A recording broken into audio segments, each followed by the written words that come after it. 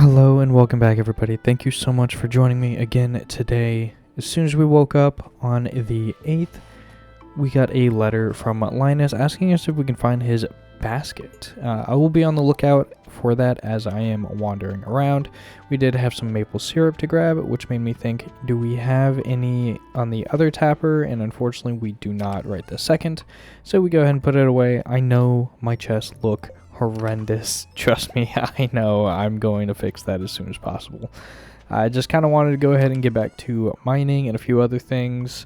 Also try to work on filling the museum and the community center. So we'll be back with that in just a little bit. Alright, so we are going to finish the artisan bundle for the community center, which we got really lucky that we were able to get a few of those things, and we got a keg from it, which I'm super excited about because that means that we can start making wine and a few other things to sell for profit. Alrighty, we're back at the farm. We stopped by Pierre's and we picked up some seeds, just kind of a little bit of everything, so that way we would have a good selection. That way, when it comes time to the community center, we should have a little bit of everything ready for it. Of course, we're not going to be able to finish the community center in year one, which I didn't know was a possibility in the first place, but I have seen. I've been watching a couple of videos here and there in my free time, which is very limited, but I have seen that there's a lot more to Stardew than I originally thought. So we're just going to have fun and see where we can get and how far we can get, I guess. I am setting up for sprinklers so that way I can go ahead and put the sprinklers kind of like everywhere.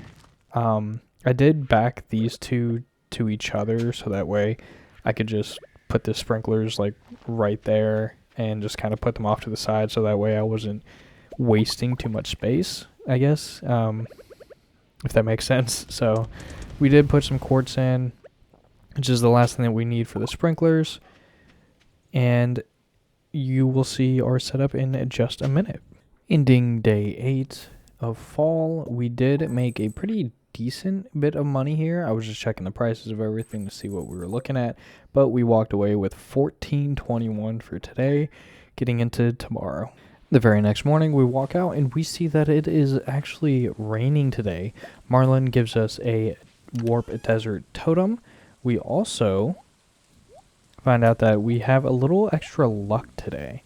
So I might go ahead and plant the seeds, and I think we're going to go mining to try to get as much as we can. But as you can see, we did set up some of the sprinklers, and here I am dropping some of the fertilizer, but I find out that you can only put it on seeds and not already growing plants. Didn't know that. I would have done it yesterday if I had remembered it. But we have plenty of things to collect here as the jade and some more items for the sprinklers and another letter for us to open here in a little bit. Since we had a little extra luck and it was raining today, I decided to go to the caves, to Skull Cavern specifically, and harvest some more gold, silver, and hopefully we will get to the point where we see some iridium today. I don't believe we will, but I kind of hope so. I did learn that there are a few different ways to get farther down into the cavern for you to find iridium ore. I do not think that we are anywhere near close enough to be able to do that. We also don't have a sword strong enough, I believe. The next upgrade that we're gonna need to get, I believe, is called the lava katana, which is a massive step up in damage, but will drastically help us from everything that I have kind of like read and heard.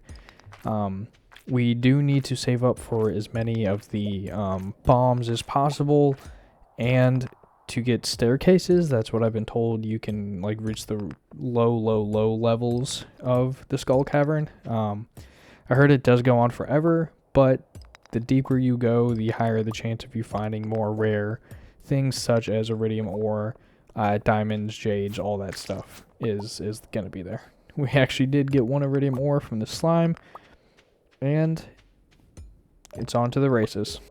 Alright, we're going to drop down, and we land on floor 39, so just before 40, which I'll take, but we are really low on HP, so I would really just like to not push it any further than we already have.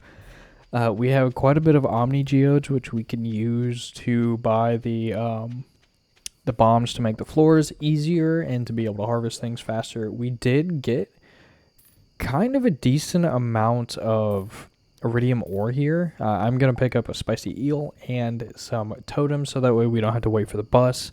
I have realized that that is kind of a waste of a lot of like precious time that we could be using to do other things unless I'm harvesting, making bars, or setting up the kegs.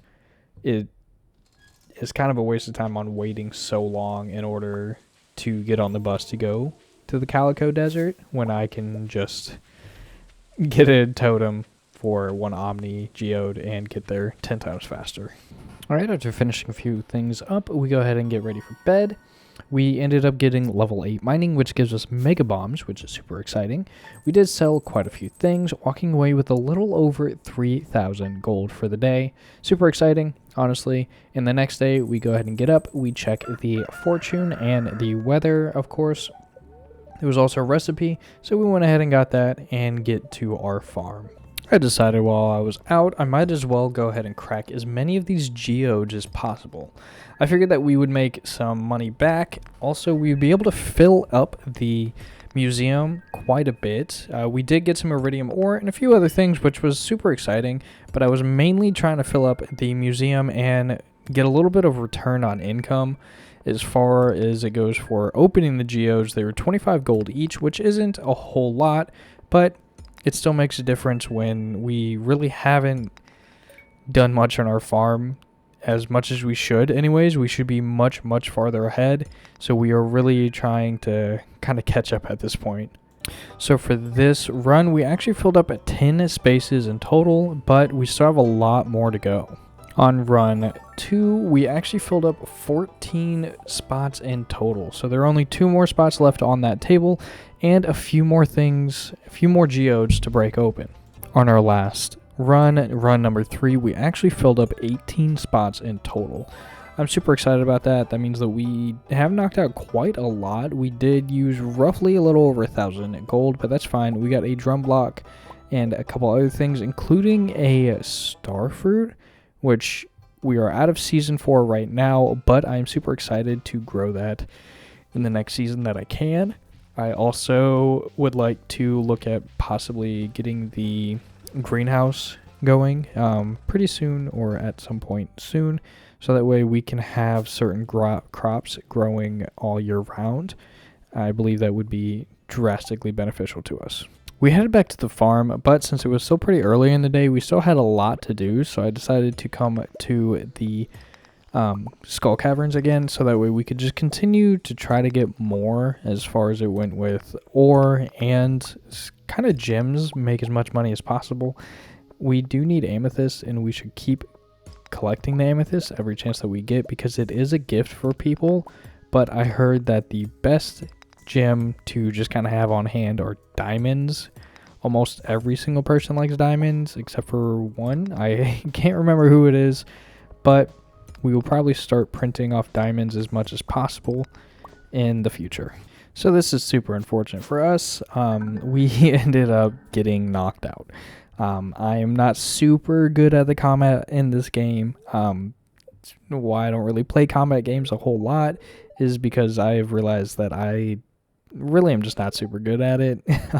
We did lose a few things, including a ruby and some staircases, which that kind of sets back a lot. I was making those as I was going through the caverns. We didn't really find anything of like particular value or anything, but you know, losing 1,000 gold, some staircases, and a ruby really just kind of sucks. So we did head back to the farm and get ready for tomorrow. Hopefully it's a better day.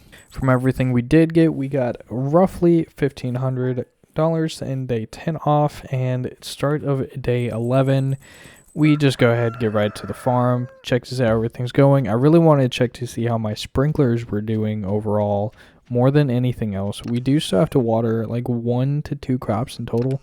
And I did clean up my bank spaces a little bit, but we will do a lot more later on. While going through the bank and cleaning up, we took some more geodes and broke them open, finishing quite a bit more of the museum.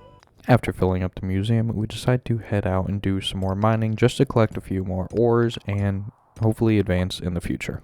In preparing to set up as many sprinklers and taps as possible for just kind of furthering the game overall, we did put a bunch of ore to smelt so that way we can go to bed and we'll have it ready for us in the morning.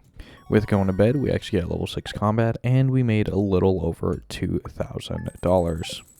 The next morning, we set up some more ores to be smelted and went back to setting up sprinklers for the rest of the season and going into winter. I know there's not a whole lot we can really plant in winter. I think there's only a couple melons, I want to say, and you have to find those, but that's fine. We can always set up for it next spring, if nothing else. For the rest of day 12, we just cleared out a bunch of land, collecting some moss, sticks, and other things. We finish up our bars and we head to sleep. The very next morning, we went ahead and went straight to the desert so that way we could get to mining, as we do need a bunch of gold, iron, copper, and we want to try to get as far as we can when it comes to iridium overall. I would like to, during winter, kind of upgrade everything all the way to iridium as fast as possible, starting with our pickaxe and our watering can, our hoe, just basically everything. I want to go through and try to level it all up as much as humanly possible. After a very good day in the caverns, we head back home and see what our profits are like. We did kind of throw a few things in just to see what we would get. We walk away with a little over 1,000 and on to day 14. For day 14, we took the easy route and we decided to go fishing. I tried going down into the mines and fishing like the lava eel and everything for the collection log, but there wasn't really much going on down there. We also weren't having the best luck. I was finding a lot of trash and other things, so we just kind of got what we could. We are getting several iridium tier fish, which I'm very happy about, and hopefully we'll be able to fill up the collection log slots for the mountain, the lake, and everything else. Coming to an end on day 14, we make a little under 2,000 gold and the end of our week. Thank you so much for watching. I really do appreciate it, and I hope to see you in the very next video.